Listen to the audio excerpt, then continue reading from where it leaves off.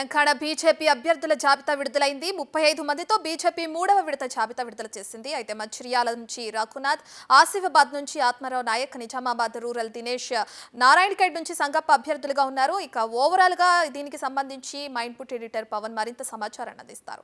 పవన్ చెప్పండి, ఇప్పటికే బీజేపీ తెలంగాణలో బీజేపీ మూడవ విడత జాబితా విడుదల చేయడం కూడా మనం చూస్తూనే ఉన్నాం. సో దీని గురించి అప్డేట్స్ ఏంటి? మొత్తం 119 నియోజకవర్గాలకు గాను 88 నియోజకవర్గాలకు బీజేపీ జాబితా విడుదల చేసినట్లుగా అయింది. ఇంకా 31 అసెంబ్లీ నియోజకవర్గాలు పెండింగ్ ఉంది. వాస్తవానికి తెలంగాణ ఎన్నికల్లో జనసేనతో పొత్తు ఉంటుంది, జనసేనతో కలిసి పోటీ చేస్తామంటూ ఇప్పటికే బీజేపీ ప్రకటించిన నేపథ్యంలో ఇంకా ఎక్కడెక్కడ ఏ స్థానాలు జనసేనకు కేటాయిస్తారనేది ఇంకా సస్పెన్స్ కొనసాగుతుంది. మొత్తం 31 నియోజకవర్గాలు అయితే పెండింగ్లో ఉన్నాయి.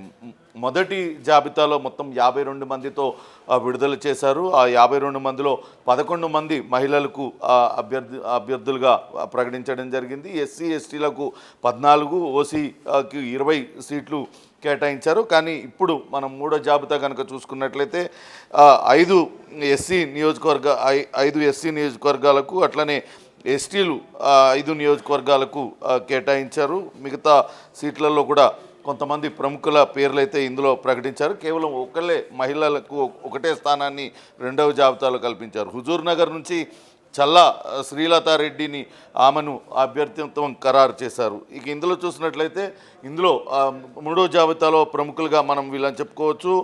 ఎండల లక్ష్మీనారాయణ గతంలో తెలంగాణ ఉద్యమంలో చాలా కీలక పాత్ర పోషించారు. నిజామాబాద్ నుంచి అప్పటి పిసిసి అధ్యక్షుడు డి శ్రీనివాస్ పైన ఆయన పోటీ చేసి విజయం సాధించారు. ఆయనకు ఈసారి బాన్స్వాడ నియోజకవర్గం నుంచి ఆయనను బీజేపీ అభ్యర్థిగా ప్రకటించింది. ఇక నిన్న మొన్నటి వరకు సీనియర్ జర్నలిస్ట్గా పనిచేసిన సంగప్పకు అటు నారాయణఖేడ్ నియోజకవర్గం నుంచి అభ్యర్థిగా ప్రకటించారు. ఇటీవలనే అటు బీజేపీ అగ్రనాయకత్వం పైన, బీజేపీ రాష్ట్ర నాయకత్వం పైన తీవ్ర అసంతృప్తిని వ్యక్తం చేసిన సినీ నటుడు మాజీ మంత్రి బాబుమోహన్కు సైతం సీట్ కేటాయించింది. యథావిధిగా ఆయన పాత నియోజకవర్గం ఆందోళన నియోజకవర్గం నుంచి ఆయన పేరే ప్రకటించింది. తన ఫోన్ కూడా కనీసం బీజేపీ రాష్ట్ర అధ్యక్షుడు కిషన్ రెడ్డి, మాజీ అధ్యక్షుడు బండి సంజయ్ ఇద్దరు కూడా తన ఫోన్ లిఫ్ట్ చేయడం లేదు. తన కుమారుడికి టికెట్ ఇవ్వాలనుకుంటున్నట్టుగా తెలిసింది. అలా ఇచ్చేది ఉంటే బహిరంగంగా చెప్పాలి, కానీ తన కుటుంబంలో చిచ్చు పెట్టే రకంగా వ్యవహరిస్తున్నారు, తనను తీవ్రంగా అవమానపరుస్తున్నారంటూ ఆయన ఇటీవలనే మీడియా ముందుకు వచ్చి తన ఆవేదనంతా వెలగక్కారు. ఈసారి అసలు ఎన్నికలకే తాను దూరంగా ఉంటాను, బీజేపీ పార్టీకి కూడా అంతే దూరం పాటిస్తానంటూ ఆయన ప్రకటించారు. అయినప్పటికీ కూడా ఆయనకు ఈ సీటు కేటాయించింది. ఇక ఉప్పల్ మాజీ ఎమ్మెల్యే ఎన్విఎస్ఎస్ ప్రభాకర్ను మరోసారి ఆయన అభ్యర్థిత్వాన్ని ఖరారు చేసింది. నిన్న మొన్నటి వరకు కూడా ఉప్పల్లో ఇటీవల బీఆర్ఎస్ ఎమ్మెల్యేగా ఉన్న బేతి సుభాష్ రెడ్డి ఉప్పల్ నియోజకవర్గంలో ఆయన తనకు కనుక సీటు ఇచ్చినట్లయితే, తన అభ్యర్థిత్వాన్ని ఖరారు చేసినట్లయితే తాను బీజేపీలో చేరతారు, ఆయన నిన్న కూడా బీజేపీలో చేరతారంటూ ఊహాగానాలు చెలరేగాయి. ఆయనకే బీజేపీ ఈసారి అభ్యర్థిగా ప్రకటించబోతుందంటూ ఊహాగానాలు చెలరేగాయి. కానీ ఎన్విఎస్ఎస్ ప్రభాకర్కే అక్కడ మరోసారి ఆయన్ని అభ్యర్థిగా ప్రకటించింది. ఇక ఎల్బీ నగర్ నియోజకవర్గానికి సామా రంగారెడ్డిని, ఆయన ప్రస్తుతం రంగారెడ్డి జిల్లా అర్బన్ బీజేపీ అధ్యక్షుడిగా కొనసాగుతున్నారు. గతంలో పీఆర్పీ నుంచి ఆయన ఎల్బీ నగర్ నియోజకవర్గంలో మొట్టమొదటిసారిగా ఎల్బీ నగర్ నియోజకవర్గం ఏర్పడిన తర్వాత పీఆర్పీ నుంచి ఆయన పోటీ చేసి గణనీయమైన ఓట్లు సాధించారు. అనంతరం టీడీపీలో చేరి అటు సర్దుబాటులో భాగంగా ఇబ్రహీంపట్నం నుంచి పోటీ చేశారు. ఈసారి ఖచ్చితంగా ఆ సీటు జనసేనకు కేటాయించాలంటూ జనసేన వాళ్ళు అడిగారు. అక్కడ జనసేన అభ్యర్థి శిరీష కూడా ప్రచారం చేసుకుంటూ ఉన్న నేపథ్యంలో సామా రంగారెడ్డికి ఎల్బీ నగర్ నియోజకవర్గాన్ని ఆయన అభ్యర్థిత్వాన్ని ఖరారు చేసింది. అంటే అక్కడ జనసేన అభ్యర్థికి సీట్ లేనట్టుగానే తెలుస్తుంది. ఇక రాజేందర్ నగర్ వచ్చేసి తోకల శ్రీనివాసరెడ్డి కార్పొరేటర్గా, ఆయన జిహెచ్ఎంసీ కార్పొరేటర్గా ఉన్నారు. రాజేందర్ నగర్ నియోజకవర్గంలో బలమైన నాయకుడు, ఆయన అభ్యర్థిత్వాన్ని అక్కడ ఖరారు చేశారు. అక్కడ మరో బీజేవైఎం నుంచి కీలకంగా వ్యవహరించిన వ్యక్తి కూడా అక్కడ పోటీ పడినప్పటికీ తోకల శ్రీనివాసరెడ్డికే అక్కడ కేటాయించింది. ఇక చేవెళ్ళ రిజర్వ్డ్ నియోజకవర్గం నుంచి మాజీ మంత్రి, మాజీ జిల్లా పరిషత్ చైర్మన్ కేఎస్ రత్నంను ఆయన అభ్యర్థిత్వాన్ని ఖరారు చేసింది. గతంలో ఆయన కాంగ్రెస్ పార్టీ నుంచి చేవెళ్ళ ఎమ్మెల్యేగా గెలిచారు. ఉమ్మడి ఆంధ్రప్రదేశ్ ఉన్నప్పుడు టీడీపీ హయాంలో ఇంద్రారెడ్డి అనుచరుడుగా పేరు పొందిన కేఎస్ రత్నం గతంలో రంగారెడ్డి జిల్లా అధ్యక్షుడిగా కూడా ఆయన పనిచేశారు. ఇక మలక్పేట నియోజకవర్గానికి కూడా తీవ్రమైన పోటీ ఉండింది. అక్కడ లింగాల హరిగౌడ్ అట్లనే సమ్రెడ్డి సురేందర్ రెడ్డి వీళ్ళ ఇద్దరి మధ్య కూడా తీవ్రమైన పోటీ ఉంది. లింగాల హరిగౌడ్ ఇటీవలనే బీజేపీలో చేరారు. కేబుల్ ఆపరేటర్ సంఘం హైదరాబాద్ జిల్లా అధ్యక్షుడిగా ఉన్నారు. ఆయన సీటు తనకే కావాలంటూ పట్టుబట్టారు. కానీ చివరి నిమిషంలో సమ్రెడ్డి సురేందర్ రెడ్డి ఆయన భార్య జేహెచ్ఎంసీ కార్పొరేటర్గా ఉన్నారు. ఆయనకు మలక్పేట నియోజకవర్గం నుంచి ఆయన కేటాయించారు. ఇక అంబర్పేట నియోజకవర్గం కిషన్ రెడ్డి సొంత నియోజకవర్గం. ఆయన ఓటమి పాలైన తర్వాత సికింద్రాబాద్ నియోజకవర్గం నుంచి ఎంపీగా పోటీ చేసి గెలుపొంది ఇప్పుడు కేంద్ర మంత్రిగా కొనసాగుతున్నారు.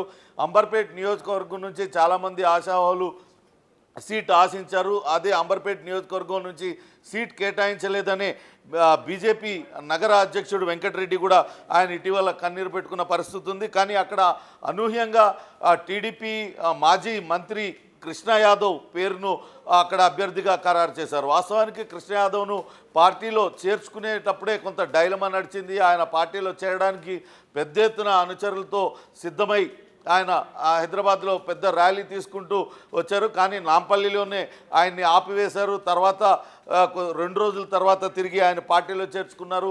ఆయన గతంలో అంబర్పేట నియోజకవర్గం నుంచి విజయం సాధించారు. ఉమ్మడి హిమాయత్ నగర్ నియోజకవర్గం పాత నియోజకవర్గం నుంచి ఆయన విజయం సాధించారు. అటు టీడీపీ ఉమ్మడి ఆంధ్రప్రదేశ్లో టీడీపీ ప్రభుత్వంలో ఆయన పశుసంవర్ధక శాఖ మంత్రిగా ఆయన పనిచేశారు. అనంతరం ఆ తెలుగు స్టాంపుల కుంభకోణంలో ఈయన కూడా ఇరుక్కోవడంతో ఆయన చాలా రోజులు ఎర్రవాడ జైల్లో ఉన్నారు. తర్వాత క్రియాశీల రాజకీయాలకు దూరంగా ఉన్నారు. బీఆర్ఎస్ పార్టీలో చేరారు.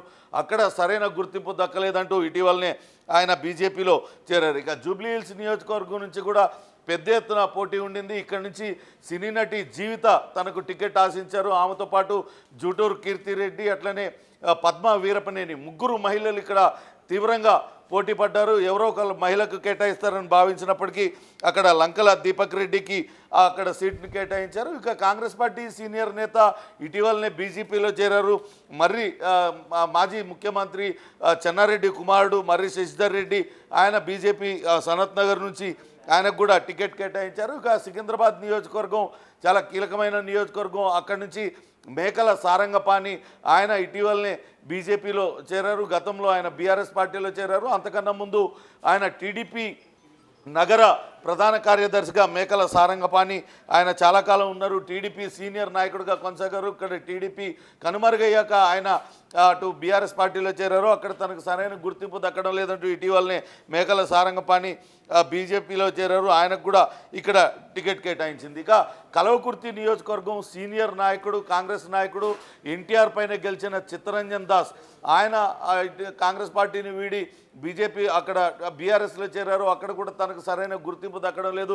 కల్వకుర్తి టికెట్ తిరిగి మరోసారి యడ్మ కృష్ణారెడ్డికి అక్కడ జైపాల్ యాదవ్కి కేటాయించడం కాంగ్రెస్ పార్టీ కూడా తనను పట్టించుకోవడం లేదు. బీఆర్ఎస్ పార్టీ పట్టించుకోవడం లేదు. తిరిగి మరోసారి జైపాల్ యాదవ్కే కేటాయించడంతో ఆయన ఇటీవలనే బీజేపీ పార్టీలో చేరారు. కానీ ఆయనకి ఈసారి కల్వకుర్తి నియోజకవర్గానికి మొదటి జాబితాలోనే ఆచారి అక్కడ తల్లోజు ఆచారి అక్కడ బలమైన నాయకుడిగా ఉన్నాడు. గతంలో కూడా వంశీచంద్రెడ్డి పైన పోటీ చేసి కేవలం సింగిల్ డిజిట్ ఓట్ల తక్కువతో ఆయన ఓడిపోవడం జరిగింది. అక్కడ ఆయన ప్రకటించడంతో ఇప్పుడు జడ్చర్ల నుంచి చిత్తరంజన్ దాస్ని ప్రకటించారు. ఇక వనపర్తి నుంచి అటు ఆర్టీసీ జేఏసీలో చాలా కీలకంగా వ్యవహరించారు అశ్వత్థామరెడ్డి. ఆయన తెలంగాణ ఉద్యమంలో కావచ్చు తర్వాత జరిగిన ఆర్టీసీ సమయంలో కూడా ఆయన చాలా కీలకమైన ఆర్టీసీ జేఏసీలో చాలా కీలకమైన పాత్ర పోషించారు. అశ్వత్థామరెడ్డి కూడా ఈసారి అక్కడ కేటాయించారు. ఇక మొదటి నుంచి కూడా తెలంగాణ ఉద్యమంలో చాలా కీలకంగా వ్యవహరించారు. అట్లనే ఎంఆర్పిఎస్లో కూడా చాలా కీలకంగా ఉండే దేవని సతీష్ మాదికకు అచ్చంపేటను కేటాయించడం జరిగింది. మొత్తం మీద ఈసారి కేవలం ఒకే ఒక మహిళకు హుజూర్ నగర్ నియోజకవర్గం అక్కడ నుంచి ఉత్తమ్ కుమార్ రెడ్డి భార్య పద్మావతి ఆమె పోటీ చేస్తున్నారు. ఆమె పైన చల్లా శ్రీలత రెడ్డిని ఆమెను అక్కడ అభ్యర్థిత్వాన్ని ఖరారు చేశారు.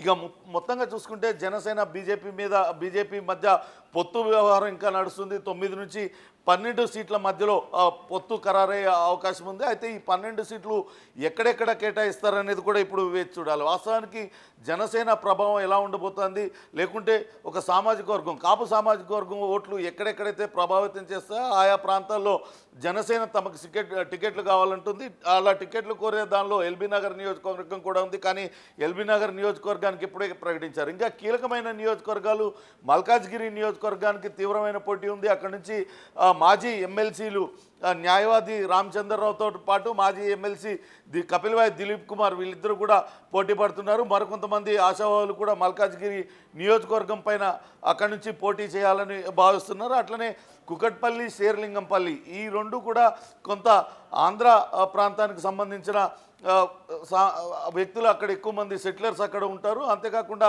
కొంత సామాజిక వర్గపరంగా కూడా కాపు సామాజిక వర్గం ఓట్లు అక్కడ ప్రభావం చూపిస్తాయి. కాబట్టి ఆ 2 నియోజకవర్గాలు కూడా ఇంకా ప్రకటించలేదు. గతంలో శేర్లింగంపల్లి నియోజకవర్గం నుంచి యోగానంద్ అక్కడి నుంచి పోటీ చేశారు. ఆయన ఓటమి పాలయ్యారు. మరోసారి ఆయన అక్కడి నుంచి తన అభ్యర్థిత్వాన్ని ఖరారు చేయాలంటూ పట్టుబడుతున్నారు. కానీ ఇక్కడ చూసినట్లయితే ఇంకా పెండింగ్ ఉన్నాయి. మొత్తం 31 నియోజకవర్గాలను పెండింగ్ పెట్టారు.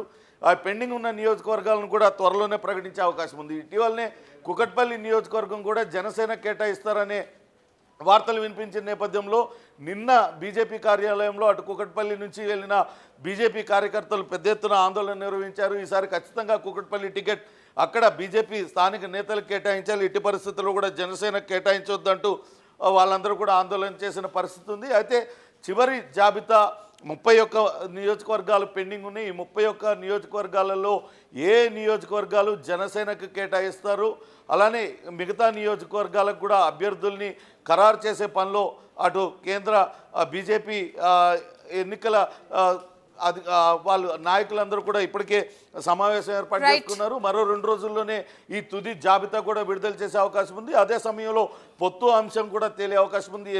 ఎన్ని నియోజకవర్గాలను జనసేన కేటాయిస్తారు, ఏ నియోజకవర్గాలకు జనసేన కేటాయిస్తారు అనేది కూడా తెలిసే అవకాశం ఉంది. Ratna. Right, thank you Pawan.